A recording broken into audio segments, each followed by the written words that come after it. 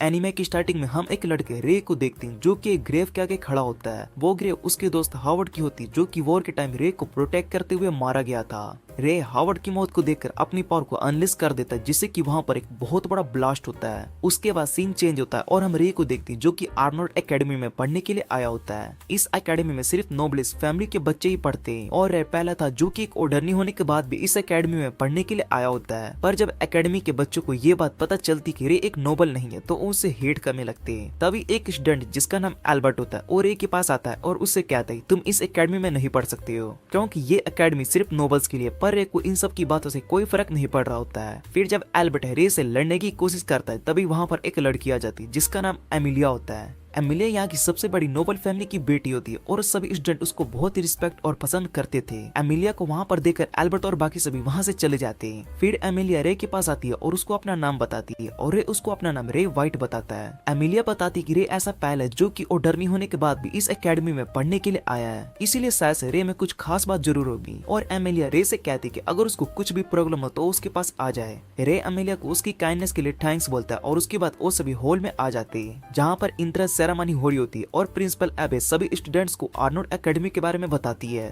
वो उन सभी स्टूडेंट से कहते हैं कि इस एकेडमी में हम सभी सोर्सरर को उनकी मैजिक पावर को कंट्रोल करना और उसके बारे में सिखाते हैं जिससे कि वो सभी आगे चलकर एक ग्रेट सोर्सरर बन सके। प्रिंसिपल एबेल के बाद अगली स्पीच एमिलिया रोज की होती है और वो सभी स्टूडेंट्स को स्पीच देती है। उसके बाद रे अपनी क्लास में आता है और सभी को अपना इंट्रोडक्शन देता है और बताता है कि वो एक ऑर्डिनरी फैमिली से है। रे को देखकर स्टूडेंट्स ज्यादा खुश नहीं होते क्योंकि उन्हें ऑर्डिनरी पसंद नहीं थे। फिर टीचर ग्रे रे को अपनी सीट पर जाकर बैठने के लिए कहती है और उसके बाद रे विंडो के बाहर देखने लगता है। रे को अभी भी वॉर के बारे में याद आ रहा होता है। तभी टीचर रे को क्लास में ध्यान लगाने के लिए कहती है। फिर टीचर एमिलिया से सोर्सरर रैंक के बारे में पूछती है और एमिलिया सभी रैंक के बारे में सब कुछ बता देती है। उसके बाद टीचर सभी को 7 ग्रेट सोर्सरर के बारे में बताती जो कि दुनिया के सबसे पावरफुल सोर्सरर थे। उनमें से एक आर्नोल्ड एकेडमी की प्रिंसिपल एबेल जो कि फ्लेम सोर्सरर है और दूसरी कर्नल जो कि विच सोर्सरर है। पर सबसे स्ट्रॉन्ग आइस ब्लेड सोर्सरर के बारे में अभी तक कुछ भी पता नहीं चला है क्योंकि उनका मानना है कि वो सोर्सरर वॉर के बाद गायब हो चुके हैं। पर कुछ लोगों को अभी भी यकीन है कि आइस ब्लेड सोर्सरर अभी भी जिंदा है, इसीलिए आर्नोल्ड एकेडमी में सभी स्टूडेंट्स को उनके पावर के बारे में सिखाया जाएगा जिससे कि वो सभी एक ग्रेट सोर्सरर बन सके। फिर एल्बर्ट टीचर ग्रे से पूछते हैं कि क्या रे जैसा एक ऑर्डिनरी हमारे साथ इस एकेडमी में पढ़ने वाला है, जिस पर टीचर बताते कि रे ने भी एंट्रेंस एग्जाम को पास किया इसीलिए वो भी इस एकेडमी में पढ़ सकता है। उसके बाद वो सभी स्टूडेंट्स अपने सोर्सरी की क्लास में आ जाते जहाँ पर टीचर ग्रे उन सभी को मटेरियल कोड के बारे में बताती है। मटेरियल कोड एक तरह का मैजिक है जिसका यूज करके आप अपनी मैजिक से कुछ भी क्रिएट कर सकते हैं। टीचर ग्रे बताते कि ये सब मैजिक भी 3 फॉर्म लिक्विड, गैस और सॉलिड में हो सकती है। जिसके बाद एमिलिया मटेरियल कोड का यूज करके एक रोज बनाती जिसे देखकर सब एमिलिया से इंप्रेस हो जाते हैं। फिर उनमें से एक स्टूडेंट टीचर ग्रे से नॉन मटेरियल कोड के बारे में पूछता है जिस पर टीचर बताते कि वो कोड अब एग्जिस्ट नहीं करता है, इसीलिए नॉन मटेरियल कोड का यूज अब नहीं होता है। फिर उस लड़की की तरफ देखने लगता है जिसने नॉन मटेरियल कोड के बारे में पूछा था।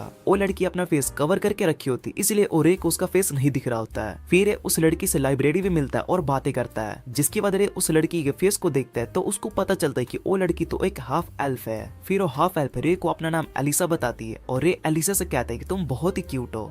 उसके बाद रे अपने रूम में आता है जहाँ पर उसको अपना न्यू रूममेट एवी मिलता है। एवी रे से कहता है कि उसको रे के बैकग्राउंड से कोई मतलब नहीं है क्योंकि वो लोगों के पावर से जज करता है। फिर जैसा ही वो रे से अपना हाथ मिलाता है तो उसको पता चल जाता है कि रे के पास भी एक अच्छी बॉडी है। उसके बाद वो दोनों अपने कपड़े उतार लेते और उन दोनों की बॉडी बहुत ही अच्छी होती है। एवी रे का वेलकम करता है और उससे कहता है कि तुम्हारे साथ रहने में मुझे बहुत ही अच्छा लगेगा। रे भी एवी की बात सुनकर बहुत ही ज्यादा खुश हो जाता है। अगले दिन सुबह रे वॉक पर जाता है जहाँ पर उसको एक लड़की मिलती है जो की फ्लावर में पानी को देने के लिए आई होती है। वो लड़की रे को अपना नाम रेबिका ब्राडली बताती है और रे उसको अपना नाम रे व्हाइट बताता है। जिसे सुनने के बाद रेबिका रे से पूछती कि तुम वही ऑर्डिनरी हो, जिस पर रेबिका से पूछते कि क्या तुम मुझे जानती हो। फिर रेबिका बताती कि तुम इस एकेडमी में पहले ऑर्डिनरी स्टूडेंट हो जो कि बहुत ही पॉपुलर है, इसीलिए एकेडमी में सब तुम्हारे ही बारे में बात कर रहे हैं। फिर जब एबी को रेबिका के बारे में बताता है तो एबी रे से पूछते कि क्या तुम नोबल फैमिली के बारे में नहीं जानते हो, जिस पर रे बताता है कि वो कंट्री साइड में रहा इसलिए उसको इन सब नोबल के बारे में ज्यादा कुछ नहीं पता है। ब्राडली और ऑर्गन तीनों फैमिली एक बहुत ही स्ट्रॉन्ग नोबल फैमिली है जो कि यहाँ की पॉलिटिक और किंगडम को मैनेज करती है और इनके पास बहुत ही ज्यादा पावर है। पर इन सब में सबसे स्ट्रॉन्ग रोज एमिलिया और उसकी फैमिली जो कि इन तीनों फैमिली से सबसे ऊपर आती है। फिर एकेडमी के अंदर आने के बाद रे एबी से कहते हैं कि उसको प्रिंसिपल से कुछ काम है, इसीलिए वो बाद में उससे आकर मिलता है। एबी भी रे की बात मान लेता है और इधर रे भी प्रिंसिपल रूम की तरफ जाने लगता है। तभी रे एक लड़की से टकरा जाता है और वो लड़की रे को देखकर पहचान जाती है कि वो एक ऑर्डिनरी स्टूडेंट है। जिसके बारे में सभी बात कर रहे। फिर रे उस लड़की को अपना नाम रे वाइट बताता है और उसके बालों की तारीफ करता है, जिसे सुनने के बाद वो लड़की बहुत ही ज्यादा खुश हो जाती है और उसको रे एक अच्छा इंसान लगने लगता है। फिर वो लड़की रे को अपना नाम क्लैरिस बताती है, जो कि यहाँ की नोबल फैमिली क्लेवलैंड से बिलोंग करती है। रे को क्लैरिस का इंट्रोडक्शन बहुत ही अच्छा लगता है। फिर वो क्लैरिस से पूछते हैं कि क्या तुम्हें लेट नहीं हो रहा है। जैसा सुनने के बाद क्लैरिस को याद आता है कि वो क्लास के लिए लेट हो रही है। फिर और रे से कहते हैं कि हम स्कूल के बाद बात करेंगे। इतना कहने के बाद वो वहाँ से चली जाती है और इधर रे भी प्रिंसिपल के रूम में आ जाता है, जहाँ पर अभी रे से कहती है कि वो रे को अपनी लाइफ एंजॉय करता देख बहुत ही खुश है, पर उसको अपने पुराने दिन याद आते जब वो सभी एक साथ टीम बनाकर रहते थे। उसके बाद सीन चेंज होता और ग्राउंड में सभी शॉर्ट प्रैक्टिस के लिए आए होते, जहाँ सभी रे और एल्बर्ट की फाइट को देख रहे होते। एवी अमीलिया के पास आता है और उससे कहता है कि मैं रे का फ्रेंड हूँ। अमीलिया पूछते कि सभी लोग रे को इतना बुरा क्यों कह रहे हैं, जिस पर एवी बताता है कि रे एक ऑर्डिनरी है और सभी नोबल्स स्टूडेंट रे को पसंद नहीं करते, इसीलिए वो सभी रे को बुरा कह रहे। और इधर रे एल्बर्ट को शॉर्ट बैटल में हरा देता है, जिसे देखकर सभी हैरान हो जाते। फिर जब एल्बर्ट दोबारा से रे पर अटैक करने की कोशिश करता है तो रे एल्बर्ट की शॉट को तोड़ देता है और रे की स्किल को देखकर सभी बहुत ही ज्यादा हैरान हो जाते। इधर एल्बर्ट को यकीन नहीं हो रहा होता कि रे ने उसको हरा दिया। प्रिंसिपल भी इस बैटल को देख रही होती है और रे को देखकर कहती है कि रे अपनी लाइफ अच्छे से एंजॉय कर पा रहा है। इसके बाद हम रे और एवी को देखते हैं, जो कि अपने रूम में एक्सरसाइज कर रहे होते।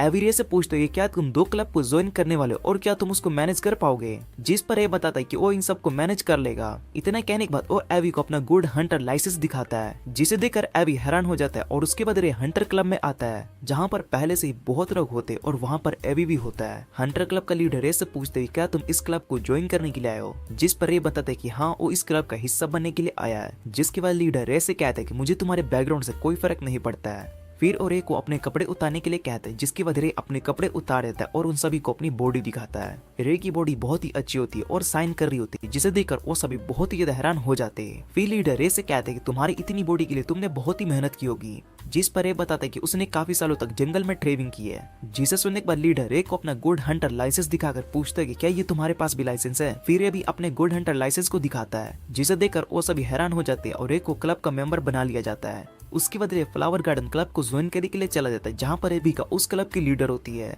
उस क्लब में सभी लड़कियां होती है और ये उन सभी से कहते हैं कि वो इस क्लब को ज्वाइन करना चाहता है, जिस पर डियाना मना कर देती है और बताते हैं कि हम क्लब में किसी भी लड़के को नहीं आने दे सकते, क्योंकि इसका शायद से कुछ और मोटिव होगा जिसकी वजह से ये यहाँ पर आया है। फिर एबिका डियाना से कहती है कि तुम चाहो तो रे को टेस्ट कर सकते हो, जिससे हमें पता चल सकता है कि रे इस क्लब को ज्वाइन करने के लिए परफेक्ट है या फिर नहीं। उसके बाद डियाना रे को बिल्डिंग के छत पर लेकर आती है और उससे कहती है कि हमें यहाँ पर कुछ फ्लावर्स लगाने हैं, इसलिए तुम इस जगह को फ्लावर लगाने के लिए एक अच्छा सा गार्डन बना दो। रे डियाना की बात सुनकर काम करना शुरू कर देता और वहाँ पर सारी ग्रास निकाल रहा होता है। अगले दिन रे से मिलने के लिए वहाँ पर रेबिका आ जाती है और उसको लंच देती है। रेबिका रे को बताती है कि वो यहाँ पर स्टूडेंट काउंसिल की प्रेसिडेंट है। जिसे सुनने के बाद रे रेबिका से कहते हैं कि तुम टॉप 3 फैमिली में से एक हो और साथ में इस एकेडमी स्टूडेंट काउंसिल की प्रेसिडेंट भी हो। ये तो बहुत ही अच्छी बात है। तभी वो दोनों नीचे 2 स्टूडेंट को आपस में शॉट प्रैक्टिस करते हुए देखते हैं। रेबिका बताती है कि वो से आने वाले शॉट टूर्नामेंट के लिए प्रैक्टिस कर रहे हैं। रे रेबिका से इस टूर्नामेंट के बारे में पूछता है, जिस पर रेबिका बताती है कि वो शॉट टूर्नामेंट में सबसे स्ट्रॉन्ग शॉट फाइटर को ढूंढा जाता है। फिर रेबिका रे से पूछती है क्या तुम इस टूर्नामेंट में हिस्सा नहीं लेने वाले हो, जिस पर रे बताता है कि उसने अभी इस बारे में कुछ भी नहीं सोचा है। रेबेका रे की मसल को देखने लगती है और उससे पूछती है क्या वो उसकी बॉडी को टच कर सकती है, जिस पर रे उसको हाँ कर देता और रेबेका रे की मसल को टच करती है और उसको बताती है कि तुम बहुत ही स्ट्रॉन्ग हो। रे बताता है कि उसने काफी दिन तक जंगल में ट्रेनिंग की, इसलिए उसकी बॉडी अच्छी है। एक वीक बाद रे सभी को अपना काम दिखाता है, जो कि उसने पूरा कर लिया होता है। रे के काम को देखकर फ्लावर क्लब्स की सारी गर्ल्स बहुत ही ज्यादा खुश हो जाती है और फिर डियाना भी रे को क्लब में ज्वाइन करने की परमिशन दे देती है।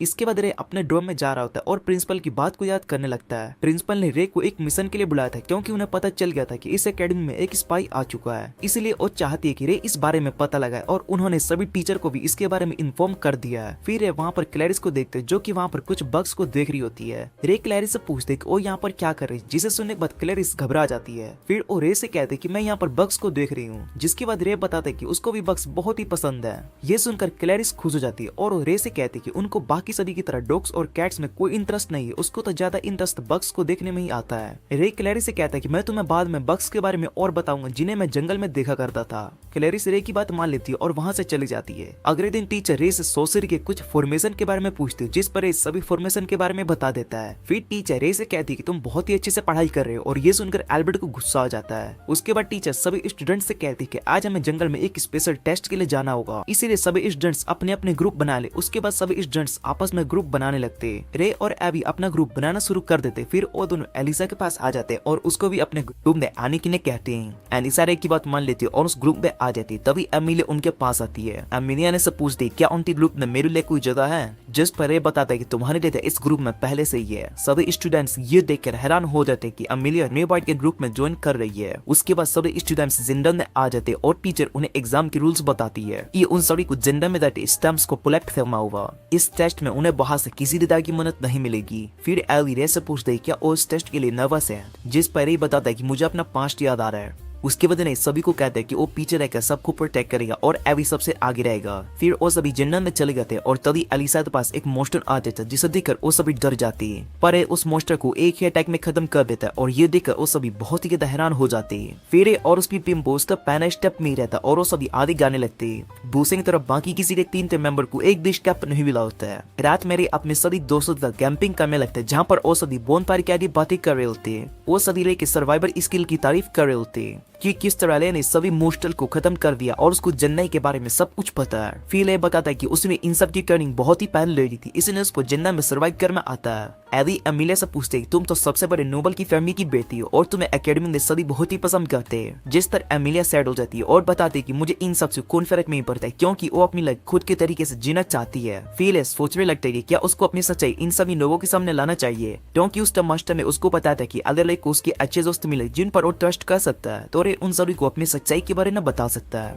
पर इस बात से परेशान था कि वो सब इसके बारे में जानने के बाद उससे नफरत न करने लगी। उसके बाद सभी सोने लगते और रात में पहरा दे रहा होता है। अगली सुबह और बाकी सभी तो किसी के चलने की आवाज सुनाई देती है, जिसे सुनने के बाद रे उस ओर जाने लगता है और इधर एक मोस्टर एल्बर्ट पर अटैक करने जा रहा होता है। तभी रे वहां पर आ जाता है और उस मोस्टर को अपने स्किल का यूज करके खत्म कर देता है। उसके बाद वहां पर एमिलिया और सभी आ जाते हैं और एल्बर्ट और उसके सभी दोस्तों की मदद करने लगते हैं। फिर एमिलिया रे से पूछती है क्या इस मोस्टर को तुमने हराया है, जिस पर रे बताता है कि हाँ इस मोस्टर को उसने ही हराया है। एमिलिया रे से पूछने लगती है कि वो कौन है और उसकी सच्चाई क्या है। तभी हम वहां पर एक आदमी को देखती जो कि पेड़ के पीछे छुपा होता है और वो अपने मैजिक से उस मोस्टर को दोबारा से जिंदा कर देता है। इस बार वो मोस्टर और भी ज्यादा स्ट्रॉन्ग और बड़ा हो जाता है, जिसे देखकर वो सभी बहुत ही ज्यादा हैरान हो जाते हैं। लेकिन वे उस मोस्टर के सभी अटैक को रोक लेता है। फिर एमिलिया और सभी उस मोस्टर पर अटैक कर देते हैं, जिससे कि रे को एक चांस मिल जाता है और रे उस मोस्टर को अपनी स्वॉर्ड से काट देता है। रे अपने दोस्तों को देखकर अपनी पुरानी टीम को याद करने लगता है। उसके बाद टेस्ट का रिजल्ट बनाया जाता है, जहाँ पर रे और उसकी टीम को सबसे ज्यादा स्कोर मिला होता है। ये देखकर कोई भी स्टूडेंट्स खुश नहीं हो रहा होता है, क्योंकि उन्हें लग रहा होता है कि रे की टीम एमिलिया की वजह से जीत पाई है। इधर लीडिया अभी भी केरला के साथ रे का वेट कर रही होती है। तभी रे वहां पर आता है। लीडिया ले से उसके स्कूल लाइफ के बारे में पूछती है, जिस पर रे बताता है कि उसकी स्कूल लाइफ बहुत ही अच्छी चल रही है। फिर लीडिया से अपनी पावर के बारे में पूछता है, जिस पर लीडिया बताते है कि 5 साल बाद ही रे अपनी पावर का यूज कर पाएगा।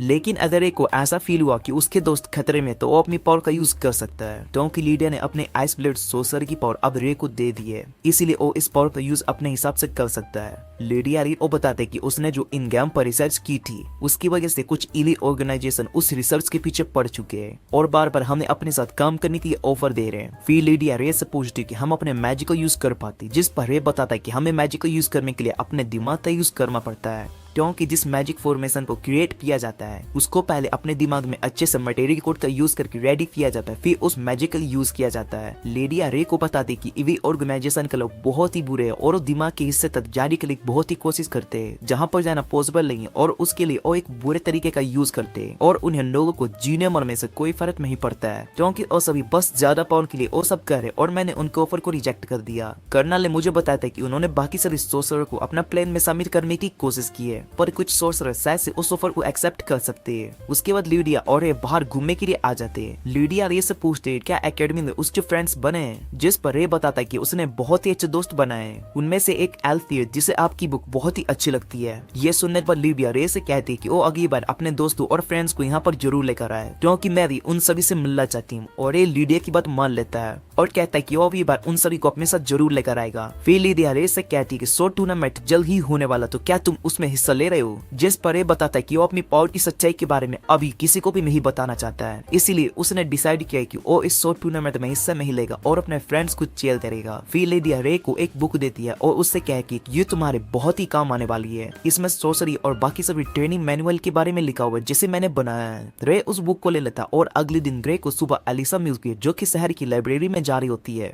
रे एलिसा से पूछते रहे क्या वो भी उसके साथ लाइब्रेरी चल सकता है, जिस पर एलिसा मान जाती है। उसके बाद एलिसा अपने कपड़े चेंज करती है और एक के साथ लाइब्रेरी चलने के लिए रेडी हो जाती है। फिर वो दोनों साथ में लाइब्रेरी जाते जहाँ पर मिस एलिसा यूरिया की रिसर्च के बारे में पढ़ रही होती है। एलिसा रे से पूछती कि वो क्या पढ़ रहा है, जिस पर रे बताते कि वो एक रोमांटिक नोवेल पढ़ रहा है, क्योंकि उसको इन सब के बारे में ज्यादा पता नहीं है पर उसको ये पढ़ने में बहुत ही मजा आ रहा है, इसीलिए वो इन सब के बारे में और जानने के लिए नोवेल पढ़ रहा है। फिर एलिसा और रे दोनों लाइब्रेरी से बाहर आते जहाँ पर कैरिस उन्हें छुप कर देख रही होती है। कैरिस सोच रही थी कि रे आज दूसरी लड़की के साथ यहाँ पर किस गया है और उसको लगता है कि शायद रे उस लड़की को डेट कर रहा है। फिर रे और एलिसा दोनों कैरिस के पास आते और उसे देखकर कैरिस बहुत ही ज्यादा घबरा जाती है। रे कैरिस से पूछते क्या वो भी यहाँ पर पढ़ने के लिए आई है, जिस पर कैरिस बताती थी एग्जाम आने वाली इसलिए वो यहाँ पर एग्जाम की तैयारी करने के लिए आई है। फिर रे कैरिस को अपने साथ लंच करने के लिए पूछते हैं और वो सभी साथ में मिलकर लंच करते हैं। रे कैरिस और एलिसा दोनों को इंट्रोड्यूस कराता है और उसके बाद वो सभी साथ में लंच करते हैं। लंच करने के बाद एलिसा और कैरिस दोनों अपने अपने ड्रोम में वापस जाने लगते हैं। तभी रे उधर एमिलिया को देखते जो कि एक नोबल मीटिंग के लिए आई होती है। एमिलिया रे को बताते कि ये मीटिंग हर साल होती है और शो टूर्नामेंट की वजह से इस बार कुछ ज्यादा ही जल्दी हो रही है, पर मुझे इन सब मीटिंग में जाना बिल्कुल भी अच्छा नहीं लगता है। रे एमिलिया को बताता है कि वो एलिसा और कैरिस दोनों के साथ लंच करके आए, जिसे सुनने के बाद एमिलिया थोड़ा गुस्सा हो जाती है। फिर ओरे से पूछती है क्या तुम मेरे साथ चल सकती हो, ओरे उसकी बात मान लेता है। उसके बाद वो दोनों शॉपिंग के लिए चले जाते हैं जहाँ पर एमिलिया अपने बहुत सारे ड्रेसेस सिलेक्ट करती है। रे एमिलिया की ड्रेस की बहुत ही तारीफ कर रहा होता है और तभी एमिलिया रे से पूछती तुम सभी गर्ल्स से इतना कैजुअली बात कैसे कर लेती हो,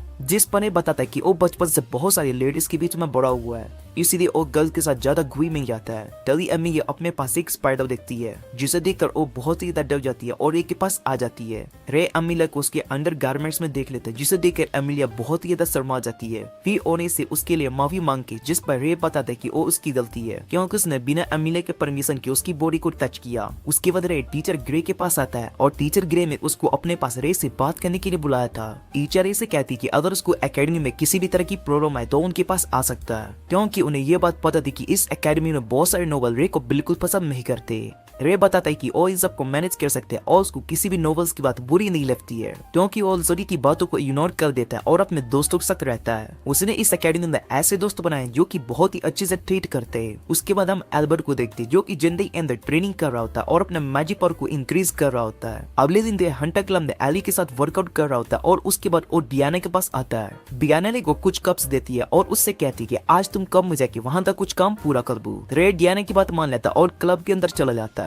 जैसे ही और रूम खोलता है और रेबेका को देखते हैं जो कि अपने कपड़े चेंज कर रही होती है। ये देखने के बाद रे डोन को बंद कर देता और फिर उसके बाद रेबेका से इस गलती के लिए माफी मांगता है। रेबेका रे से कहती कि वो इस बात को सीक्रेट रखेगा और किसी को भी नहीं बताएगा और रे रेबेका की बात मान लेता है। फिर रेबेका रे को एक बुक दिखाती जिसमें फ्लावर्स और प्लांट्स के बारे में बहुत सारी इन्फॉर्मेशन होती है। उसके बाद वो दोनों बाहर फ्लावर को देखने के लिए जाते हैं और रेबेका को एक बुक पढ़ने के लिए देता है। फिर रेबेका रे से पूछती तुम इस शो टूर्नामेंट में हिस्सा नहीं ले रहे और तुम सिर्फ स्टाफ ऑर्गेनाइजेशन के मेंबर बनोगे, जिस पर ये बताता है कि वो एमिलिया रोज को चेयर करेगा और इस टूर्नामेंट के इवेंट को मैनेज भी करेगा। जिसे सुनने के बाद रेबेका बताते है कि एमिलिया बहुत ही अच्छी स्टूडेंट है और तीनों फैमिली के लीडर की बेटी है। इस एकेडमी में भी बहुत सारे स्टूडेंट उसको बहुत ही पसंद करते हैं। फिर रेबेका से थर्ड फैमिली ऑर्गन के बारे में पूछता है, जिस पर रेबेका बताती कि ऑर्गन फैमिली की बड़ी बेटी और एमिलिया के बीच में जो फाइट होने वाली है वो बहुत ही इंटरेस्टिंग होगा, क्योंकि ऑर्गन फैमिली की बड़ी बेटी बहुत ज्यादा स्ट्रॉन्ग है। उसके बाद सभी स्टूडेंट शॉर्ट प्रैक्टिस के लिए आ जाते हैं जहाँ पर एमिलिया फाइट कर रही होती है।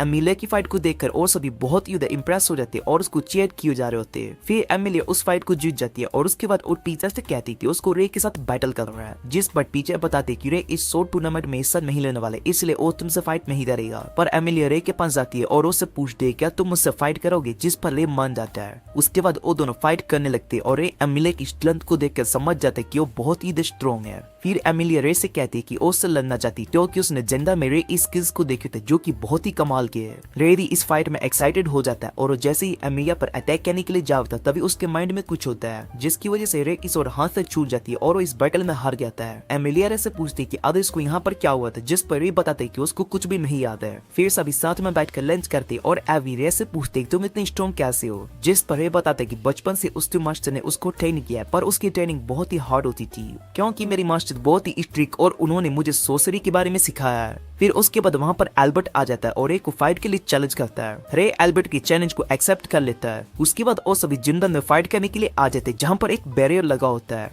वो इस फाइट में किसी को भी इंटरफेयर नहीं करने देना चाहते थे। फिर एल्बर्ट रे को अपनी सोर्ड देता है और सोर्ड को देखकर वो सभी बहुत ही ज्यादा हैरान हो जाते हैं, क्योंकि ये फाइट असली सोर्ड से होने वाली होती है और रे इस बैटल के लिए बन जाता है। उसके बाद वो और एल्बर्ट दोनों फाइट करने लगते हैं, पर एल्बर्ट पर बहुत ही भारी पड़ रहा होता है, जिस वजह से एल्बर्ट की सोर्ड उसके हाथ से छूट जाती है। फिर एल्बर्ट अपने पास्ट को याद करने लगता है। उसकी फैमिली को पहले से बड़े नंबर बहुत ही नीचा दिखाते और ये सब देखकर एल्बर्ट को बहुत ही गुस्सा आता है। इसीलिए उसने सोच लिया होता है कि वो बहुत ही ज्यादा स्ट्रॉन्ग बनेगा और अपनी फैमिली को रैंक के ऊपर लेकर जाएगा। फिर एल्बर्ट अपने मैजिक पावर से रे पर अटैक करने लगता है, लेकिन रे उस अटैक को सोर्ड से ब्लॉक कर लेता है। ये देखकर सब बहुत ही हैरान हो जाते हैं और एल्बर्ट रे से कहते हैं कि तुम जरूर नोबल फैमिली से होगे, जो कि अपनी रियल आइडेंटिटी के साथ अपनी पावर को भी सभी से छुपा कर रखा है। फिर ये एल्बर्ट को बताता है कि वो एक ऑर्डिनरी फैमिली से और उस सोर्ड के साथ मैजिक भी यूज कर सकता है। ये सुनने के बाद एल्बर्ट को और भी ज्यादा गुस्सा आ जाता है और अपने सबसे स्ट्रॉन्ग मैजिक का यूज रे पर करता है, लेकिन रे उस अटैक को अपनी सोर्ड से काट देता है और ये देखकर एल्बर्ट हैरान हो जाता है। उसको यकीन नहीं हो रहा होता कि रे ने उसके सबसे पावरफुल अटैक को ही खत्म कर दिया।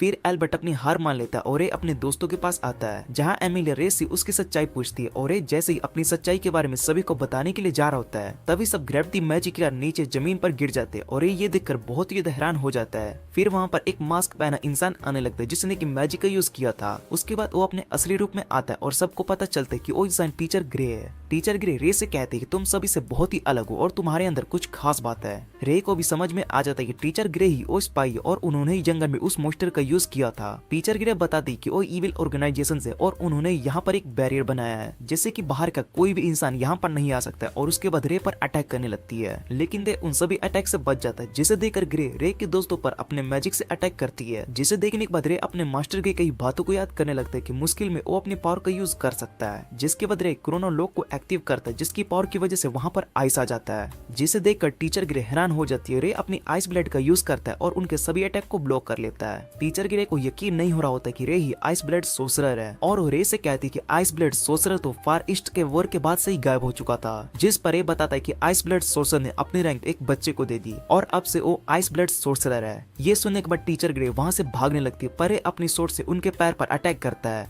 जिससे कि टीचर ग्रे वहीं पर रुक जाती है। फिर रे उनके पास आता है। टीचर ग्रे रे से अपनी गलती के लिए माफी मांगने लगती है, तभी वो रे पर अटैक कर देती है, पर रे को उनके अटैक से कोई भी फर्क नहीं पड़ता और वो टीचर से पूछता है कि आप इतना ही कर सकती हो, जिसके बाद टीचर अपने पास से एक इंजेक्शन को निकालती है और अपने दिमाग में मार लेती है और एक को बताती कि मैं एक इविल ऑर्गेनाइजेशन की मेंबर हूँ, इसलिए इतनी आसानी से नहीं हार सकती हूँ। वो इंजेक्शन टीचर ग्रे के दिमाग में जाकर एक्टिव हो जाता है, जिससे कि टीचर ग्रे एक मोस्टर में चेंज हो जाती है। इसके बाद हम आगे देखते कि रे और टीचर ग्रे फाइट कर रहे होते हैं। रे टीचर ग्रे के सभी अटैक को ब्लॉक कर देता है और ये देखकर वहाँ पर सभी लोग हैरान हो जाते हैं। फिर टीचर ग्रे रे से पूछती कि उनके सभी अटैक का उस पर असर कैसे नहीं हो रहा है, जिस पर रे बताता है कि उसने एंटी मटेरियल कोड का यूज किया, जिसे सुनने के बाद टीचर हैरान हो जाती है, क्योंकि एंटी मटेरियल कोड का यूज कोई भी नहीं कर सकता क्योंकि इसको बहुत ही पहले खत्म कर दिया गया था। फिर रे बताता है कि उसने इस कोड के बारे में पता लगाया और इसको सीख लिया। उसके बाद वो दोनों फिर से लड़ने लगते और इधर रे की बॉडी आइस में जम रही होती है। ये देखकर टीचर ग्रे रे से कह दे कि तुम अपनी पावर को कंट्रोल नहीं कर पा रहे हो। इधर एमिलिया और बाकी सभी रे को देखकर हैरान हो जाते क्योंकि उसकी बॉडी फ्रीज हो रही होती है। फिर रे अपने पावर का यूज करके टीचर ग्रे को आइस में फ्रीज कर देता है और उसके बाद वो अपने क्रोनोस लॉक को एक्टिवेट करता है, जिससे कि उसकी आइस ब्लेड सोर्सर की पावर लॉक हो जाती है और वो नॉर्मल हो जाता है। पर इस फाइट की वजह से रे की हालत बहुत ही ज्यादा खराब हो जाती है और वो बेहोश हो जाता है। उसके बाद हम रे के पास्ट को देखते हैं, जहाँ पर लीडिया को रे एक वॉर में मिला था और उसकी हालत बहुत ही खराब हो चुकी थी।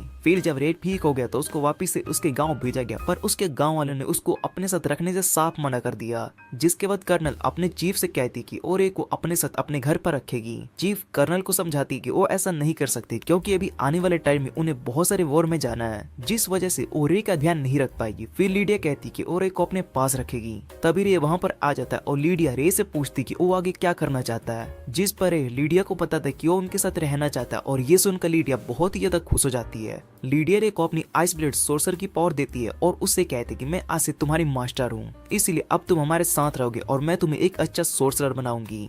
कुछ सालों बाद रे उन सभी के साथ वॉर में भी जाने लगता है। रे भी एक स्ट्रॉन्ग सोर्सर बन गया और एक दिन वॉर में हावर्ड की मौत रे के सामने हो जाती है। हावर्ड ने रे को सोर्ड चलाना सिखाया था, जिसे देख रे को बहुत ही ज्यादा दुख होता है और ओवर हीटिंग की वजह से वो अपनी पावर को कंट्रोल नहीं कर पा रहा होता है जिसके बाद वहाँ पर एक बहुत बड़ा ब्लास्ट होता है और उस ब्लास्ट की वजह से लीडिया को बहुत ही चोट आती है। फिर जब रे को होश आता है तो वो अपने पास मास्टर लीडिया को देखता है और सोचने लगता है कि अभी उसने जो भी कुछ देखा था वो सिर्फ एक सपना था। लीडिया रे से पूछती है क्या वो ठीक है, जिस पर रे बताता है कि वो ठीक है। फिर लीडिया से माफी मांगता है कि उसने अपने पावर का यूज किया, जिस पर लीडिया बताती है कि उसने बिल्कुल सही किया, इसलिए तुम्हें इसके लिए माफी नहीं मांगनी चाहिए। और रे अपने दोस्तों के बारे में पूछता है कि क्या वो सब ठीक है। प्रिंसिपल एबे बताती कि उन सभी को ज्यादा चोट नहीं आई है, इसलिए वो जल्द ही रिकवर हो जाएंगे। फिर लीडिया रे से कहती कि जब तुम ठीक हो जाओ तब तुम मुझसे मिलने के लिए घर जरूर आना। इतना कहने के बाद लीडिया वहाँ से चली जाती। फिर केरला रे को बताती कि मास्टर लीडिया तुम्हारे लिए बहुत ही परेशान थी, इसलिए वो जल्दी से यहाँ एकेडमी में तुम्हें देखने के लिए आ गई। उसके बाद कैलेरा भी वहाँ से चली जाती है और प्रिंसिपल एबे रे से कहती है कि मैं इस डिसीजन के खिलाफ थी कि तुम्हें इस एकेडमी में ना भेजा जाए, क्योंकि तुमने अपना बचपन वॉर और बैटलफील्ड में बिताया जहाँ पर तुमने सिर्फ बहुत सारे लोगों को मरते हुए देखा है। इसीलिए मुझे लगा कि तुम इस एकेडमी में ठीक से नहीं रह पाओगे, जहाँ सभी नॉर्मल्स तुम जैसे एक ओडर्नी के साथ अच्छे से बिहेव नहीं करेंगे। पर लीडिया ने एवे से रिक्वेस्ट की थी कि वो रे को इस एकेडमी में ज्वाइन कर दे, क्योंकि लीडिया नहीं चाहती थी कि रे की लाइफ ऐसे वॉर और बैटलफील्ड की वजह से खराब हो जाए। लीडिया को लगता था कि तुम्हें अभी अपने एज के लोगों की जरूरत है जिन्हें तुम समझ सको, तुम्हें किसी बैटलफील्ड या फिर बेड की जरूरत नहीं है। इसलिए लीडिया ने मुझसे पहली बार रिक्वेस्ट की थी कि तुम्हें इस एकेडमी में भेजा जाए ताकि तुम अपनी लाइफ को अच्छे से एंजॉय कर सको। इधर एकेडमी के बाहर लीडिया रोने लगती है, पर उसको इस बात की खुशी होती कि रे बच गया है। प्रिंसिपल एबे जब वहाँ से चले जाते फिर एमिलिया और सभी रे से मिलने के लिए उसके रूम में आते। रे उन सभी से माफी मांगता है कि उसने उन सभी से अपनी सच्चाई छुपा कर रखी। उसके बाद रे उन्हें अपने बारे में बताता है कि वो 7 ग्रेट सोर्सरर में से एक आइस ब्लेड सोर्सरर है जो कि ईस्ट वॉर के बाद गायब हो चुके थे। वो उन्हें बताता है कि उसने वॉर में बहुत सारे लोगों को खोया है, उसकी ओवरहीटिंग की वजह से बहुत सारे लोगों की जान जा चुकी है और उसके मास्टर की हालत भी उसी की वजह से हुई है। जिसे सुनने के बाद वो सभी बहुत ही ज्यादा हैरान हो जाते। रे बताता है कि वो अभी क्रोनस लॉक स्पेल का यूज कर रहा है जिससे कि उसकी पावर लॉक हो जाती है।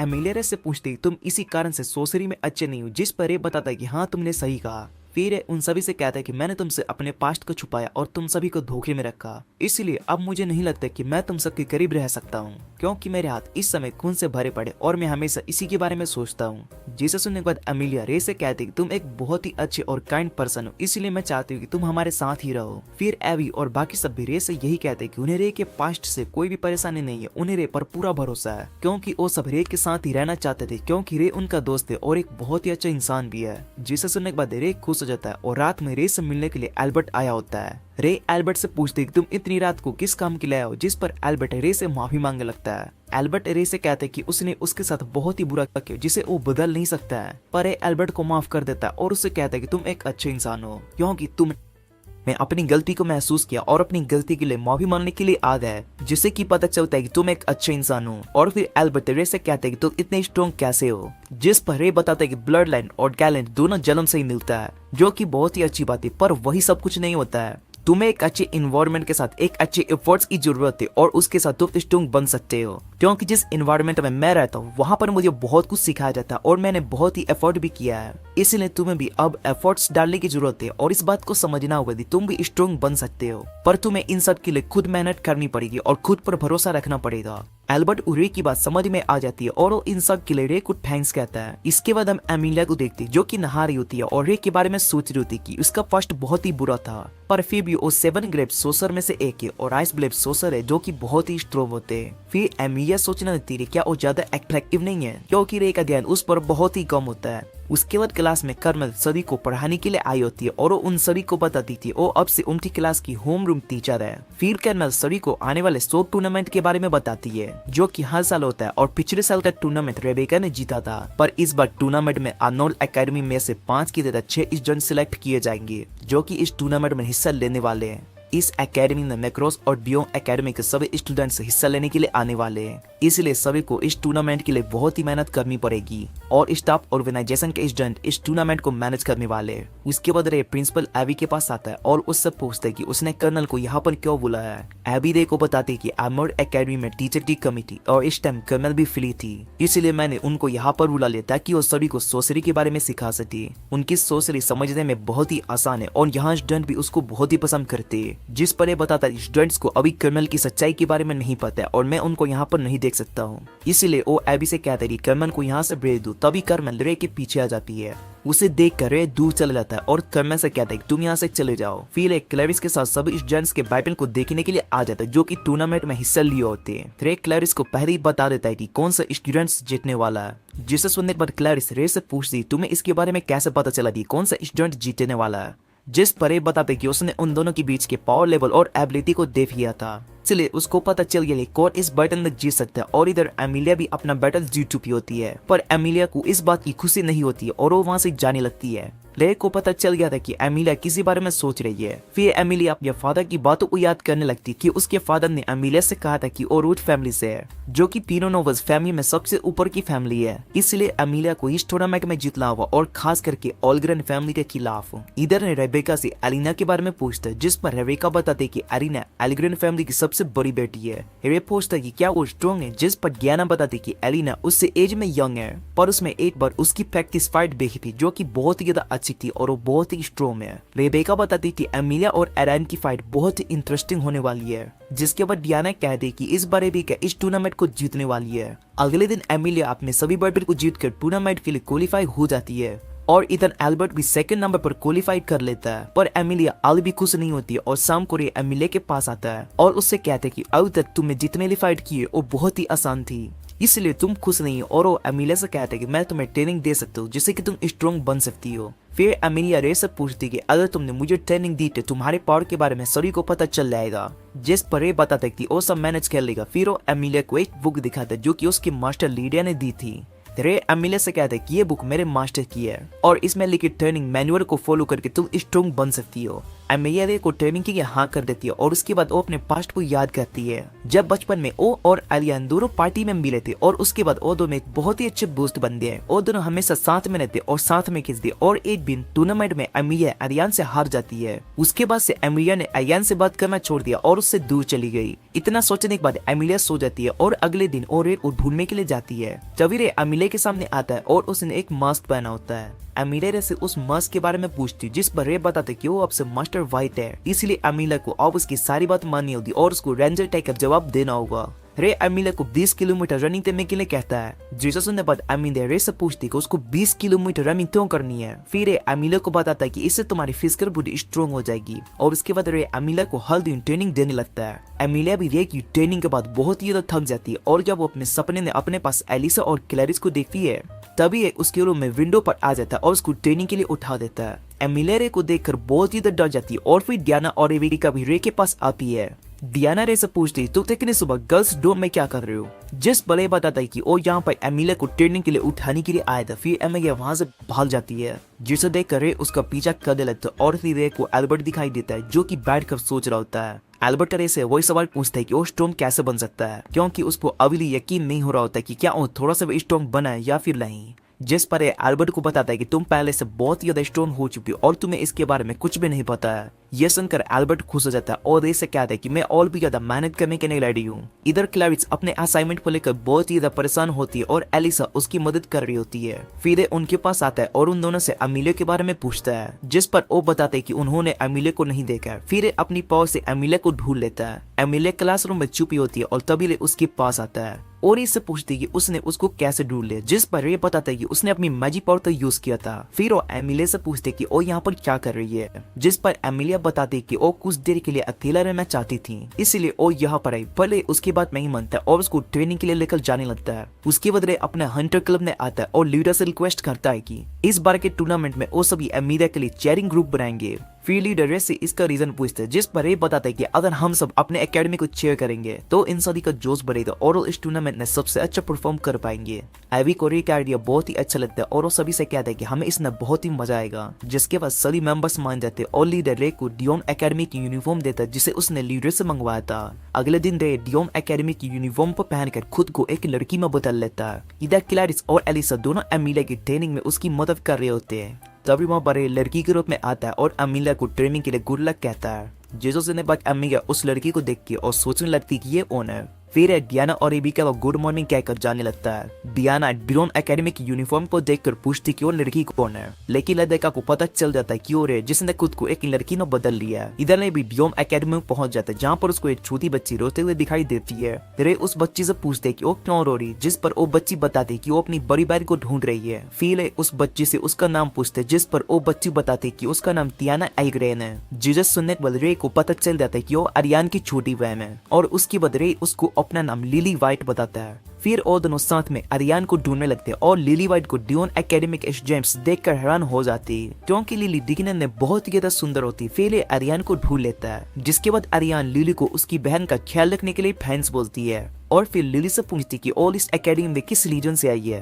क्योंकि अरियान को ये बात पता चल रही होती कि लिली उसकी एकेडमी के स्टूडेंट नहीं है और ये देखकर रे भी इम्प्रेस हो जाता है। फिर ये अपने लिए आवाज में अपनी सच्चाई बताता है, जिसे सुनकर अरियान बहुत ही ज्यादा हैरान हो जाती है। वो लिली से पूछती है कि तुम एक लड़की हो, जिस पर ये बताता है कि वो आर्नोन एकेडमी के स्टूडेंट थे और अमीलिया थे एक अच्छा दोस्त। ये सुनने के बाद अरियान ने से पूछती उसने अपनी आवाज को कैसे चेंज किया और उसकी बॉडी एकदम परफेक्ट लड़की की तरह दिख रही है, जिस पर ये बताता है कि उसने अपने मटेरियल कोड का यूज करके अपनी आवाज को चेंज किया है। फिर वो अरियान से कहते हैं कि वो यहाँ पर उसकी पावर को देखने के लिए आया है। अरियान रे की बात मान लेती है और उससे कहती है कि तुमने मेरी छोटी बहन की हेल्प की है, इसलिए वो रे के साथ फाइट करने के लिए मान जाती है और वो दोनों सोड बैटल के लिए रेडी हो जाते हैं, जहाँ अरियान रे को अपनी पावर दिखाती है और उसको हरा देती है और ये देखकर रे भी बहुत ही ज्यादा हैरान हो जाता है। फिर अरियान से कहता है कि तुम बहुत ही स्ट्रांग हो और इस बार अमीलिया भी बहुत ही मेहनत कर रही है, इसीलिए इस टूर्नामेंट में अमीलिया अरियान को आसानी से नहीं जीतने देगी। अरियान रे से पूछते है क्या तुम इस टूर्नामेंट में हिस्सा नहीं लेने वाले हो, जिस पर ही बताता है कि वो स्टाफ ऑर्गेनाइजेशन का मेंबर है और उसने टूर्नामेंट में कुछ रीजन से हिस्सा नहीं लिया है। इतना कहने के बाद रे वहां से चला जाता है और रास्ते में एक लड़की को रे गिरने से बचा लेता है और लड़की रे को देखकर हैरान हो जाती है, क्योंकि रे अगली लिली के रूप में ही होता है, इसीलिए वो देखने में बहुत ही ज्यादा सुंदर होता है। फिर ओ लड़की रे से उसका नाम पूछती है और रे उसको अपना नाम मिली वाइट बताता है, जिसके बाद ओ लिली को अपना नाम मारिया ब्राडली बताती है। ये सुनते लिली मारिया से पूछती है क्या तुम रेवेगा की छोटी बहन हो, जिस पर मारिया लिली से पूछती है तुम मेरी बहन के बारे में कैसे जानती हो। फिर लिली बताते कि रेवेका ने उसकी मदद की, इसलिए वो उसको अच्छे से जानती है। उसके बाद मारिया लिली से कहती कि वो इस एकेडमी को देखने के लिए आई थी और अगले साल वो भी इस एकेडमी में पढ़ने वाली है। इतना कहने के बाद मारिया वहां से चली जाती है और फिर ये अमीलिया और बाकी सभी के पास आता है। इधर अमीलिया ने भी अपनी ट्रेनिंग को खत्म कर लिया होता है और लिली को देखकर वो ऑलरेडी नहीं समझ पाती कि आखिर वो कौन है। फिर उन सभी को अपनी सच्चाई के बारे में बताता है कि ओ रे जो खुद को एक लड़की ने बदल लिया है, जिसे सुनने पर वो सभी बहुत ही ज्यादा हैरान हो जाते हैं। फिर अगले दिन रे अपने सभी दोस्तों और अपने मास्टर घर उन सभी से मिलने के लिए जाता है। लीडिया वहाँ पर उन सभी को देखकर बहुत ज्यादा खुश हो जाती है और वो सभी खुद को एक एक करके इंट्रोड्यूस करते हैं। एलिसा मिस लीडिया की बहुत बड़ी फैन होती है और वो उनसे ऑटोग्राफ मांगती है, जिसे सुनने के बाद लीडिया ऑटोग्राफ दे देती है। उस ऑटोग्राफ को देखकर एलिसा बहुत ही ज्यादा खुश हो जाती है। फिर क्लैरिस अपने बारे में मिस लीडिया को बताती कि वो क्लेवरन फैमिली से है, जिसे सुनने के बाद मिस लीडिया क्लैरिस से पूछती है क्या तुम एक हैंकर बनना चाहती हो, जिस पर क्लैरिस उनसे पूछती कि यह बात आपको कैसे पता चली, जिस पर मिस लीडिया बताती है क्लेवलैंड फैमिली की एक हेड उनके पास मिलने के लिए आए थे। फिर मिस लीडिया क्लैरिस को अपना प्लेटिनियम हंटर कार्ड दिखाती है और बताती कि वो एक हंटर थी, पर अब उनकी इंजरी होने के बाद वो हंट के लिए काम नहीं कर सकती, इसीलिए वो क्लैरिस से कहती कि तुम्हें अपने दिल की सुननी चाहिए। फिर एमिलिया अपने बारे में मिस लीडिया को बताती है और मिस लीडिया एमिलिया से कहती है कि हम दोनों बहुत बार पार्टीज में भी मिल चुके हैं। उसके बाद वो एमिलिया से कहती है कि मुझे तुमसे प्राइवेट में कुछ बात करनी, जिसके बाद वो दोनों वहां से चले जाते हैं। इधर कैलरा रे को बताते कि इस टूर्नामेंट में ग्रीन लीपर्स नाम का ऑर्गेनाइजेशन आने वाला है, जो कि सभी नोवल समरी के बच्चों को किडनैप करना चाहता है, इसलिए हमें उनका पता लगाना होगा। रे कैलरा की बात समझ जाता है और इधर लीडिया एमिलिया से पूछती है तुम्हें तो रे के पास्ट के बारे में पता ही होगा, जिस पर एमिलिया बताती कि रे ने उसको अपने पास्ट के बारे में सब कुछ बता दिया है। फिर मिस लीडिया एमिलिया को बताते कि रे बहुत ही टैलेंटेड और वो इस दुनिया का सबसे स्ट्रॉन्गेस्ट सोशरल है, जिसने कि मुझे भी सरप्राइज कर दिया और मैंने उसको सोसरी के बारे में सब कुछ सिखाया और उन्होंने कल भी रे को ह्यूमन हार्ट के बारे में कुछ भी नहीं सिखाया। इसीलिए वो चाहते कि एमिलिया और उसके सभी दोस्त रे को ह्यूमन हार्ट के बारे में सब कुछ बताए, क्योंकि रे बचपन से ही बैटलफील्ड में जहाँ पर उसने सिर्फ वॉर ही देखी है और वहाँ पर सभी उसकी एज से बहुत ही बड़े लोग थे, इसलिए रे उनके साथ कंफर्टेबल नहीं हो पाता था। फिर मैंने रे को अननोन एकेडमी में भेजा, जहाँ वो अपने एज के सभी लोगों से मिलकर उनके साथ अपनी लाइफ एंजॉय कर पाए, जो कि उसने बचपन में मिस कर दिया था। एमिलिया मिस लीडिया की बात समझ जाती है और उन्हें विश्वास दिलाती है कि वो सभी रे के अच्छे दोस्त बन कर रहेंगे। उसके बाद रे और सभी वापस एकेडमी में आ जाते हैं, जहाँ पर रे और एवी दोनों रूम में एक्सरसाइज कर रहे होते हैं। फिर अगले दिन एमिलिया के साथ स्वॉर्ड बैटल करने के लिए जेंदाई में जाता है, जहाँ पर वो दोनों स्वॉर्ड बैटल करते हैं कुछ दिनों के बाद टूर्नामेंट वाला दिन आ जाता है। सभी एकेडमी जेम्स आर्मोल एकेडमी में इस टूर्नामेंट के लिए आए होते हैं। प्रिंसिपल एवे इस टूर्नामेंट को शुरू करती है, जिसके बाद हम अरियान और एमिलिया को देखते हैं। अरियान एमिलिया से कहती कि वो उससे फाइनल राउंड में मिलेगी और एमिलिया उसकी बात मान लेती है।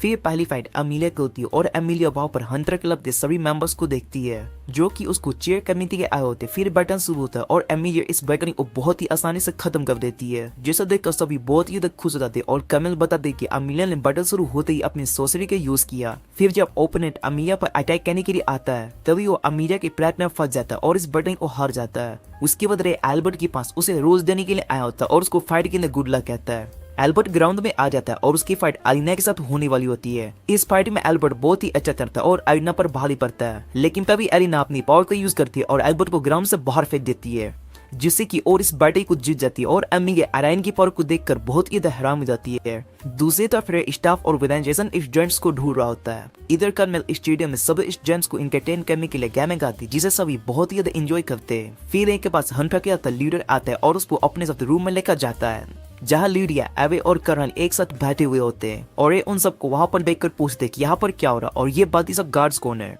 जिस पर एवे बताते ये सब किंगडम की इंटेलिजेंस एजेंट्स है। फिर मास्टर लीडिया बताती कैरला जो कि उसकी मेड है वो भी एक इंटेलिजेंस एजेंट है जो कि हॉल फैमिली से है। उसके बाद कार्ला बताती कि उसका छोटा भाई भी हॉल फैमिली से है। रे ये सुनकर हैरान हो जाता है कि मिस कार्ला का छोटा भाई उनके हंटर क्लब का लीडर है। फिर लीडर ले को अपना असली नाम लेक्स हॉल बताता है और एबे रे से कहते ग्लिम रिपर्स यहाँ पर सभी नोबल फैमिली के बच्चों को किडनैप करने के लिए आने वाली है, इसलिए हमें उन सभी को ऐसा करने से रोकना होगा। और रे उनकी बात समझ जाता है। इधर एवी का भी अपनी बैगन को जीत जाते, जिसे देखकर रे और एवी इम्प्रेस हो जाते। तभी एलिसा और क्लैरिस दोनों रे के पास आते और उसको बताते कि एमिलिया अपने रूम से बाहर नहीं आ रही है। दूसरी तरफ मैक्रोस एकेडमी के लुकास ने फाइट को सिर्फ 2 सेकंड में ही जीत लिया होता, जिसे देखकर सभी बहुत ही ज्यादा हैरान हो जाते। वो सभी सोचे होते कि लुकास ने इस बैटल को इतनी आसानी से कैसे खत्म कर दिया।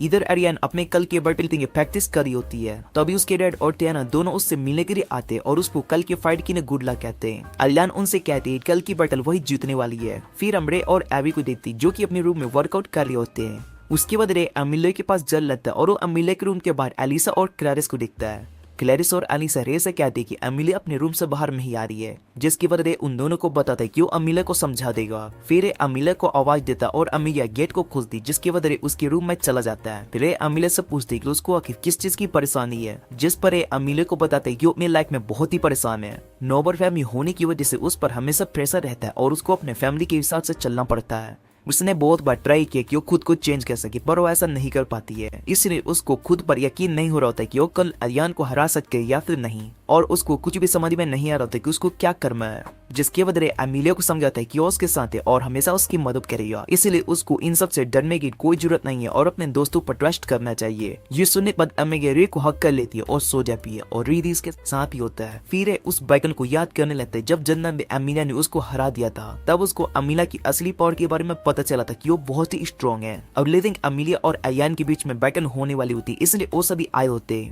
रे एवी और एलिसा को बताता है कि उसने एमिलिया को समझा दिया और वो रूम में उसके साथ पूरी रात था। जिसे सुनने के बाद एवी और एलिसा दोनों बहुत ही ज्यादा हैरान हो जाते हैं। फिर रे वहां से चले जाता है और एवी सोचने लगता है कि रे कुछ ज्यादा ही अडल्ट वाले काम कर रहा है। दूसरी तरफ क्लैरिस इस बैटल के लिए बहुत ही लेट हो चुकी थी, तभी उसके पीछे एक मास्कमैन आ जाता है। इबेले एमिलिया के पास उसको रोज देने के लिए आता। फिर एमिलिया रे को एक बार और हक करती है और बैटरी के लिए चली जाती है।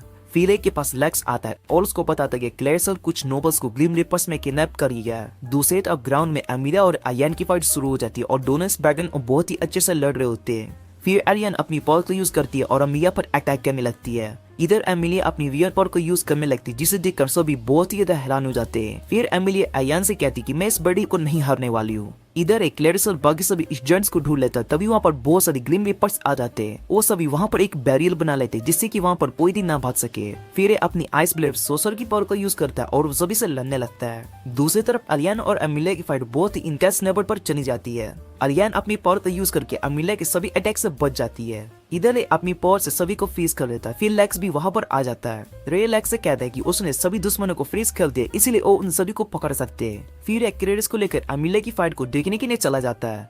अरियान अमीला पर अटैक करने के लिए जा रही होती जिससे कि अमीला डूज नहीं कर पाती है। फिर अरियान अमीला पर एक जोर से अटैक करती जिससे कि अमीला दूर जाकर गिरती है। अमीलिया को लग रहा होता है कि वो इस बैटल को नहीं जीत सकती, इसलिए वो हार मानने के लिए जा रही होती है। तभी रे वहाँ पर आकर अमीलिया को चीयर करने लगता है। रे को वहाँ पर देखकर अमीलिया की पावर वापस आ जाती है और वो इस बार अपने सक्सेस मैजिक को एक्टिव कर लेती जो कि बटरफ्लाई इफेक्ट होता है। उसको देखकर सभी बहुत ही हैरान हो जाते हैं और अमीलिया अरियान से कहती है कि अब वो इस बैटल को नहीं हारने वाला। अरियान अमीलिया पर लगातार अटैक किए जा रही थी पर उसका एक भी अटैक अमीलिया को नहीं लग रहा होता है। ये देखकर अरियान को और भी ज्यादा गुस्सा आ जाता है और वो दोबारा से अमीलिया पर अटैक करने लगती है। फिर अमीलिया अरियान से कहती है कि वो इस फाइट को नहीं हारने वाली है। इधर कर्नल अमीलिया की पावर के बारे में बता रही होती जिसे उसने अचीव कर लिया होता है और इस टाइम उसको कोई भी नहीं हरा सकता है, पर उसने इस पावर को पूरी तरीके से कंट्रोल नहीं किया है। उसके बाद अब अमीलिया को देखती है और उसके मुंह से खून निकल रहा होता है। रियली देखकर समझ जाता है कि अमीलिया की पावर ओवररेट हो रही है। फिर अमीलिया अरियान से कहती है कि वो इस फाइट को यहीं पर खत्म कर देगी। इतने कहने के बाद वो दोनों एक दूसरे पर अटैक करने के लिए बढ़ते और जब ये फाइट एंड हो जाती है तब हम देखते कि अमीलिया ने इस फाइट को जीत लिया होता है और वो अरियान से कहती कि इस फाइट में रे ने उसकी बहुत ही मदद की है। वो अरियान को थैंक्स कहती क्योंकि उसी की वजह से इतनी ज्यादा स्ट्रॉन्ग बन पाई। फिर वो दोनों वापस से अच्छे दोस्त बन जाते हैं जैसा कि वो बचपन में रहा करते थे। इस फाइट को देखकर सारे बहुत ही ज्यादा खुश हो जाते। फिर अरियान की अमीलिया बहुत ही ज्यादा स्ट्रॉन्ग हो चुकी है पर अगली बार अरियान ही जीतेगी, जिस पर अमीलिया के फादर बताते कि अमीलिया अरियान से और भी ज्यादा स्ट्रॉन्ग बनेगी और उसको हराएगी। फिर अमीलिया से मिलने के लिए आया होता है और अमीलिया को इस बैटल के बाद बहुत ही ज्यादा चोट लगी होती है, इसलिए उसकी पूरी बॉडी में पहले से पट्टी बंदी होती है और अमीलिया रे से कहती क्या उसने पहले ही मेरी रियल पावर के बारे में पता लगा लिया था।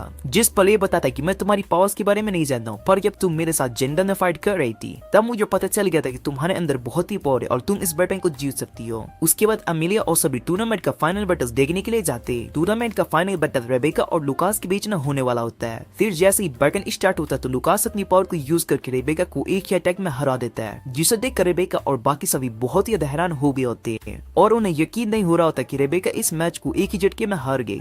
फिर लुकास रे के पास आता है और उससे कहते हैं तुम आइस ब्लड सोर्सर हो। इधर कर्नल एडर और लीडिया उन ग्लीम रिपर्स के पास जाती जिन्हें रे ने पकड़ा था। कर्नल अपने मैजिक यूज करके सभी ग्लीम रिपर्स से डांस करवाने लगती, जिसे देखकर लीडिया कर्नल से कहती कि तुम अपना काम जल्दी से खत्म करो। फिर कर्नल सीरियस हो जाती है और अपने मैजिक यूज करती उन सभी के बॉस और फ्यूचर प्लान्स के बारे में पूछती है, पर वो सभी ग्लीम रिपर्स कुछ भी नहीं बताते और इतने में वो सभी मर जाते हैं। ये देखकर लीडिया सोच लेती कोई भला ऐसे कैसे कर सकता है। फिर एबे सभी इस जेंट्स को जिन्होंने इस टूर्नामेंट में हिस्सा लिया होता है उन सभी को स्पीच देती है। एबे उन सभी को इस टूर्नामेंट के लिए थैंक्स कहती है और बताते कि उन सभी ने इस टूर्नामेंट में बहुत ही अच्छी परफॉर्मेंस की है। अगले दिन दे क्लास में सभी को मेड कैफे के लिए कहता है और इस बार मेड कैफे का इवेंट करेंगे। जीसस ने बस सभी नर्वस गुस्सा हो जाते और कहते कि हम मैग में ही बनने वाले। फिर अमीलिया की बातों को याद करने लगते हैं कि असल में ये मेड कैफे का आइडिया अमीलिया का ही है। जब रे ने अमीलिया से इस बारे में पूछा तो अमीलिया ने उसको बताते कि उसको मेड्स और उनके कॉस्ट्यूम बहुत ही पसंद है। मेड अपने मास्टर सभी ऑर्डर्स को पूरा करती है और वो सभी दिखने में बहुत ही सुंदर होती है। ये सुनने के बाद मिस कार्ला को याद करने लगता है और उसको भी अमीलिया का आइडिया बहुत ही अच्छा लगता है। इधर क्लास में सभी बच्चे मेड कैफे के लिए मना कर रहे थे तभी कर्नल सभी को अपनी मेड यूनिफॉर्म दिखाती है, जिसे देखकर वो सभी स्टूडेंट्स खुश हो जाते। फिर वो सभी मेड कैफे के लिए मान जाते हैं। रे और अमीलिया भी ये बात सुनकर बहुत ही ज्यादा खुश हो जाते हैं। दूसरी तरफ में हम रेबेका को देखते हैं जो कि लड़की के साथ होती है। उस लड़की का नाम एवन होता है और उसने रेबेका के डैड के साथ एक कॉम्पैक्ट साइन किया था और उसके डैड को विश्वास दिलाया था कि रेबेका उसके साथ सेफ रहेगी। इधर हम एक मोस्टर को देखते हैं जो कि लोगों को मारकर उनकी स्पिरिट पावर को एब्जॉर्ब कर रहा होता है। तभी उस मोस्टर के पास एक मास्क पहना आदमी आता है जो कि उसी का साथी होता है। वो उस मोस्टर से कहता है कि मुझे वैसल के बारे में पता चल गया और ब्राडली फैमिली की सबसे बड़ी बेटी रेबेका ही वो वैसल है, इसीलिए हमें जल्दी से उसको अपने कब्जे में लेना होगा। और हम इधर रेबेका को देखते हैं जिसकी आंखों से खून निकल रहा होता है। अगले दिन रेबेका एकेडमी में फ्लावर को पानी दे रही होती है तभी रे उसके पास आता है और रेबेका से उसकी एंगेजमेंट के लिए विश करता है। जजेस सुनने के बाद रेबेका रे को थैंक्स कहती है और बताते हैं कि सेमेस्टर के एंड होने तक वो एकेडमी आने वाली है, जिसके बाद रे रेबेका से कहते हैं कि तुम्हारे जाने के बाद एकेडमी शायद से पहले जैसी नहीं रहेगी। फिर हम अमीलिया को देखते हैं जो कि एलिसा को मेड आउटफिट दिखा रही होती है। वो एलिसा को मेड बनने के लिए कहती है, जिस पर एलिसा मना कर देती है। फिर रूम में आता है। अमीलिया से कहती है कि वो एलिसा का मेड आउटफिट दिखाना चाहती पर एलिसा इसके लिए मना कर रही है। जीसस ने बदली एलिसा के पास आता है और उससे कहता है कि मैं तुम्हें मेड आउटफिट में देखना चाहता हूँ, तुम उसने बहुत ही सुंदर और क्यूट लगोगी। ये सुनने के बाद एलिसा शर्मा जाती है और रे की बात मान लेती है।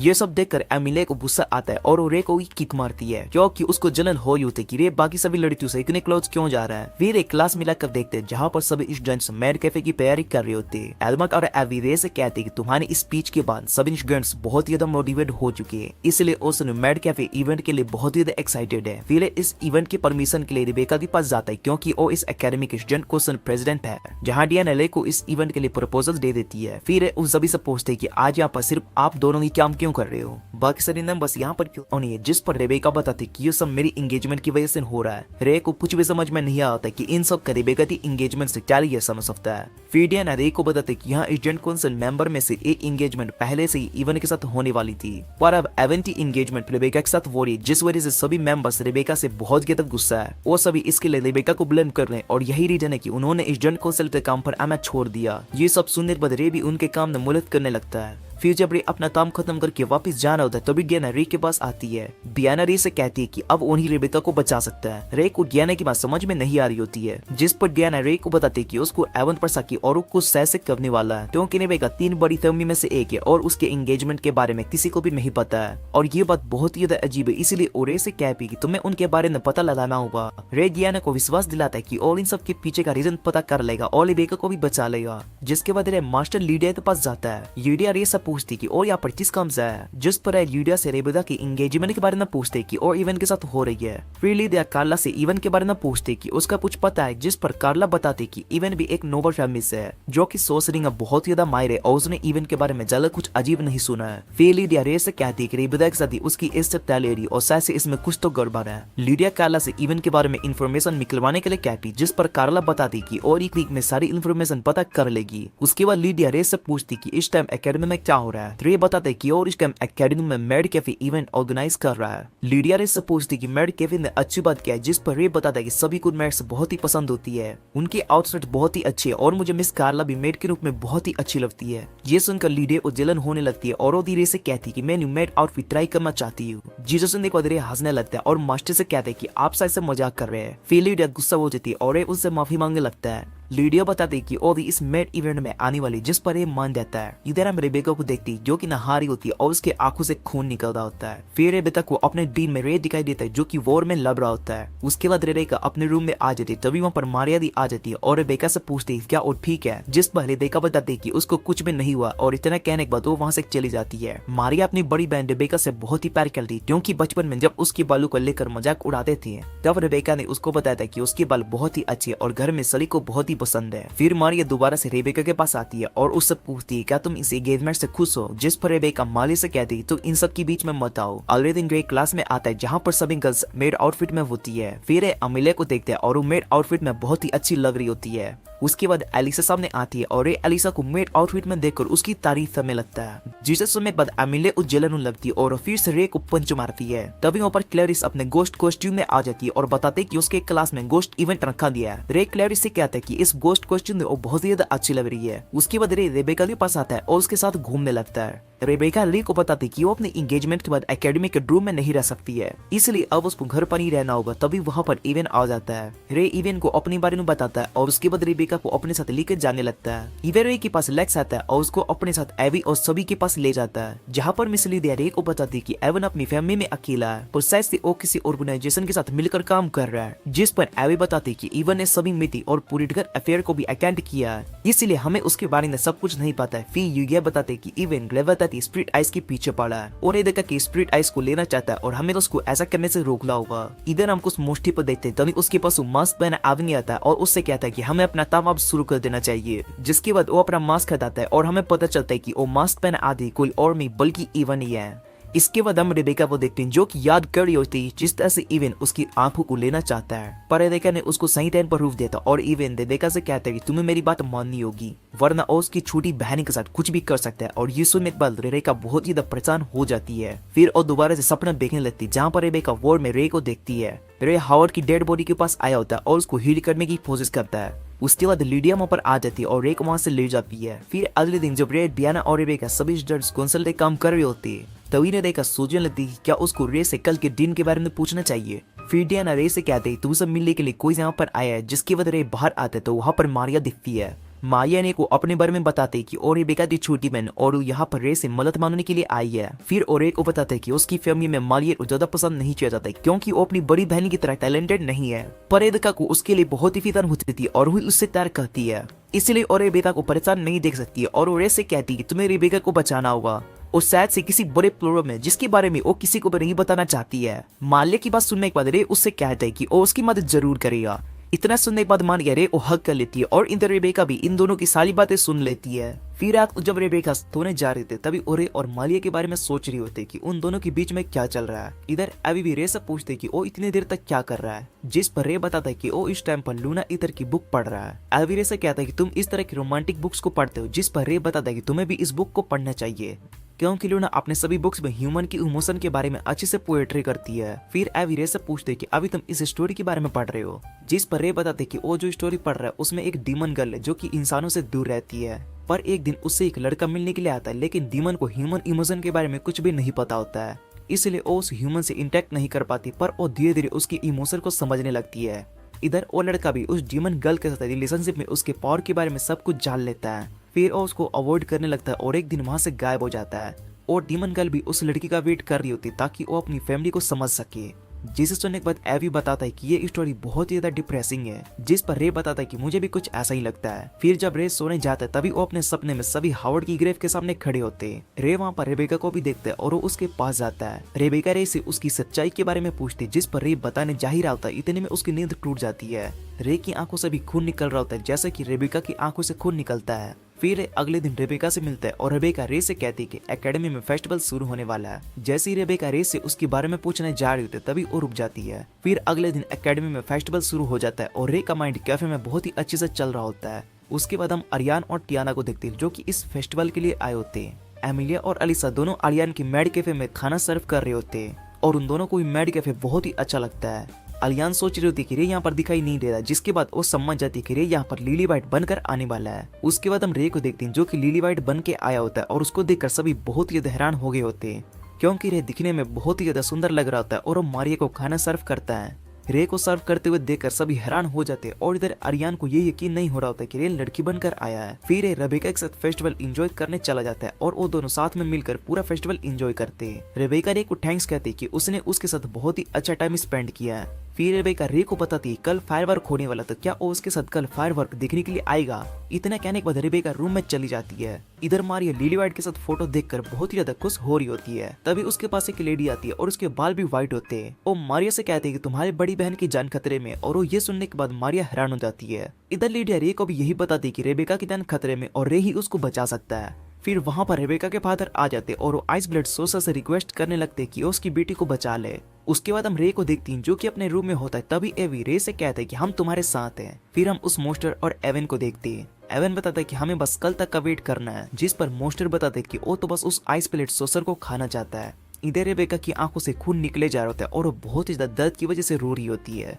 रूम के बाहर मारिया अपनी बड़ी बहन की आवाज सुनकर टेंशन हो रही होती है और उससे ये सब दिखा नहीं जा रहा होता है। फिर अगले दिन रेबेका रे के पास आती है और उससे रिक्वेस्ट करती है कि वो मारिया को बचा ले और उसका ध्यान रखे, जिस पर रे मान जाता है। फिर वो लिली वाइट बनकर मारिया का ध्यान रखने लगता है। इधर दूसरी तरफ एवन रेबेका को अपने साथ टेलीपोर्ट करके लेकर जा रहा होता है और ये सब रे को सेंस हो जाता है, जिसके बाद रे अमेलिया से कहते हैं कि उसको कुछ जरूरी काम करना है, इसलिए वो जा रहा है। एवी और बाकी सभी अमेलिया से पूछते कि रे को क्या हुआ है, वो कहाँ जा रहा है। इधर एवन और उस मोस्टर ने पहले ही सब कुछ प्लान कर लिया होता है। एवन रेबेका को कास्टल में लेकर जाता है जो कि जंगल के बीच में होता है। फिर वो उस कास्टल के ऊपर एक बैरियर बना देता है जिससे कि कोई भी उस कास्टल के अंदर ना आ पाए, और इधर रे भी उस मोस्टर से लड़ रहा होता है। तभी कुछ मास्क पहने लोग रे पर अपने मैजिक से अटैक करते हैं, पर रे उस अटैक से बच जाता है। जिसके बाद रे देखते हैं कि उसके सभी दोस्त उसकी मदद करने के लिए यहाँ पर आ चुके हैं। जिसके बाद वो सभी मिलकर उन सभी मोस्टर से लड़ने लगते हैं। तभी वो मोस्टर अमेलिया पर अटैक करने के लिए जा रहा होता है, लेकिन रे उसको रोक देता है। उसके बाद एवन उस मोस्टर से कहता है कि हमें कास्टल में जाना होगा, और वो दोनों उस कास्टल में चले जाते हैं। रे रेबेका के फादर को याद करने लगता है। उन्होंने बताया था कि उनकी फैमिली पर एक कर्स है, जिस वजह से हर 100 साल बाद उसकी फैमिली में एक मेंबर को पास स्पिरिट आइस आती है। इस बार वो कर्स रेबेका पर है और वो उस स्पिरिट आइस को कंट्रोल नहीं कर पाती है। इसलिए जब रेबेका 20 साल से ज्यादा जिंदा नहीं रह सकती तो इस कर्ज का असर मारिया पर भी हो सकता है। यही रीजन है कि रेबेका के फादर यहाँ पर रे से हेल्प मांगने के लिए आए हैं। इधर एवन और मोस्टर रेबेका के पास आ जाते हैं, जिसके बाद हम देखते हैं कि यहाँ पर 2 और एवन है। फिर उनमें से एक एवन अपने असली रूप में आता है और हमें पता चलता है कि ये वही लेडी है जो कि मारिया को मिली थी। फिर एवन उससे कहता है कि तुम हर बार मेरे प्लान को खराब कर देती हो, इसलिए अब तुम्हें मरना होगा। इतना कहने के बाद वो उस पर अटैक कर देता है, पर वो उस अटैक से बच जाती है। उसके बाद वो रिबेका को दूसरी जगह पर भेज देती है और इधर एवन को भी दूसरे डायमेंशन में भेज देती है। फिर वो मारिया से कहती है कि तुम्हें परेशान होने की कोई जरूरत नहीं, क्योंकि रे यहाँ पर आ चुका है। तभी वहाँ पर रे आ जाता है और वो मोस्टर रे से पूछते हो क्या तुम आइस ब्लड सोर्सर हो। फिर वो मोस्टर रे पर अटैक करने जा ही रहा होता है, तभी उसके आगे एक मिरर आ जाता है। फिर वो लेडी रे के पास आती है और रे को अपना नाम एलिस बताती है। एलिस रे से कहती है कि वो फैब्रिकेशन सोर्सर है, जिसे सुनने के बाद रे उससे पूछते कि ये सब तुमने किया था। जिस पर लेक्स बताते कि मिस लिडिया और बाकी सबको मेरे प्लान के बारे में पहले से ही पता है। फिर वो रे से कहती है तुम रिबेका को बचा सकते हो क्योंकि तुम्हारे पास क्रोनोस लॉक है, जिससे कि तुम उसके अंदर की ओवरहीटिंग को रोक सकते हो। और रे एलिस की बात समझ जाता है। इतना कहने के बाद एलिस वहां से एवन के पास चली जाती है। इधर रे उस मोस्टर से कहते हैं कि तुम्हारा नाम ग्लूटोन है, जिसे सुनने के बाद ओरे से पूछते हैं तुम मेरे बारे में जानते हो। जिस पर रे बताता है तुम ओ सोसर हो जो कि दूसरे सोसर के इंग्राम को खाते। फिर ग्लूटोन रे से कहते हैं कि मैं तुम्हें मारने के बाद खा दूंगा, जिससे कि मुझे और भी ज्यादा पावर मिलेगी। उसके बाद रे और उस मोस्टर में फाइट होने वाली होती है। दूसरी तरफ एवन लीज से कहते हैं कि वो इस बार नहीं हारेगा। इतना कहने के बाद वो एक इंजेक्शन अपने ब्रेन में इंजेक्ट कर लेता और उसके बाद वो मोस्टर में बदल जाता है। लीज एवन से कहते हैं कि मुझे इस बारे में पहले से ही पता है, इसलिए ये मुझ पर काम नहीं करने वाला है। फिर वो अपनी पावर को यूज करके इवन के इंग्राम को खत्म कर देती, जिसके बाद इवन जमीन पर नीचे गिर जाता है। इवन एलिस से पूछते हैं क्या तुम ही सबसे स्ट्रॉन्ग सोर्सर हो। जिस पर लीज बताते हैं कि इस दुनिया में सबसे strong sources ice blood sorcerer ही होते, क्योंकि वो खुद एक अलग डायमेंशन में एग्जिस्ट करते। उसके अंदर इतनी पावर की वो उस डायमेंशन को भी रूल कर सकता है, इसलिए सबसे strong sources ice blood sorcerer ही होते। ये सुनने के बाद एवन बहुत ही ज्यादा हैरान हो जाता है और इधर ही उस मोस्टर से लड़ रहा होता है। फिर हम एमिलिया और सभी को देखते हैं जो कि मोस्टर को खत्म करने के बाद थक चुके होते हैं। वो सभी बहुत ही ज्यादा खुश होते हैं कि उन्होंने इतने सारे मोस्टर को हराया। तभी वहाँ पर कुछ और मोस्टर आ जाते हैं। फिर वो सभी उन पर अटैक कर देते, लेकिन लिडिया अपने आइस ब्लेड से उन सभी अटैक को खत्म कर देती है। एमिलिया और सभी देखते हैं कि मिस लिडिया और उनके साथ बाकी सभी ग्रैंड सोर्सर भी यहाँ पर आए होते हैं। फिर उसके बाद वो सभी एक एक करके अपनी पावर से सभी मोस्टर को खत्म करने लगते हैं। ये देखकर एमिलिया और बाकी सभी बहुत ही ज्यादा हैरान हो जाते हैं। इधर उस ग्लूटोन मोस्टर से लड़ रहा होता है और रे पर बहुत ही ज्यादा अटैक कर रहा होता है, जिससे कि रे दूर जाकर गिरता है और उसकी हालत भी खराब हो चुकी होती है। इधर रेबेका को भी रे की फिक्र हो रही होती है। तभी मारिया रेबेका से कहती है कि ये सब तुम्हारी गलती है, आज तुम्हारी वजह से मुझे और रे को इतना सफर करना पड़ रहा है, क्योंकि तुमने कभी भी अपनी परेशानी के बारे में हमें नहीं बताया। दूसरी तरफ अब ग्लूटोन रे को दीवार में मारता है और उसको खत्म करने के लिए जा ही रहा होता है। तभी रे अपनी पावर का यूज करके एक सोर्ड बनाता है, जिससे कि ग्लूटोन एक ही अटैक में रोक देता है। फिर वो अपनी पावर से ग्लूटोन को फ्रीज कर देता है और उसके बाद वो जमीन पर नीचे गिर जाता है, क्योंकि रे ने इस फाइट में अपनी पूरी पावर का यूज कर दिया होता है और वो थक चुका होता है। फिर जब रेबेका रे के पास जाने लगता है, तभी मारिया उसको रोक देती है और रेबेका से कहते हैं कि ये सब तुम्हारी वजह से हुआ है, और वो रेबेका को थप्पड़ मार देती है।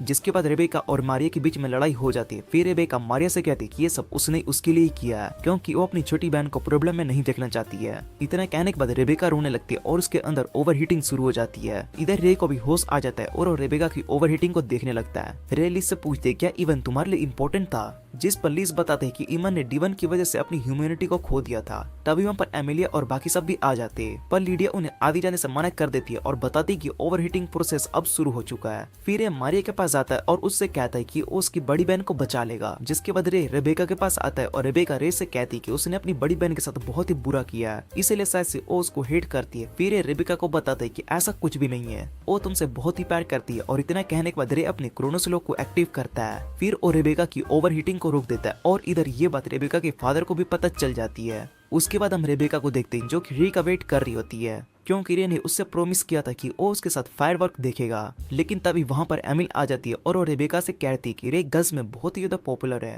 इसलिए उसको रे इतनी आसानी से नहीं मिलने वाला है। जिसके बाद वो दोनों एक दूसरे को चैलेंज करते हैं कि रे किसका होगा। फिर वहां पर एलिसा और क्लेरिस भी आ जाते हैं और उसके बाद रे वहां पर आता है और सभी के साथ मिलकर फायरवर्क देखने लगता है।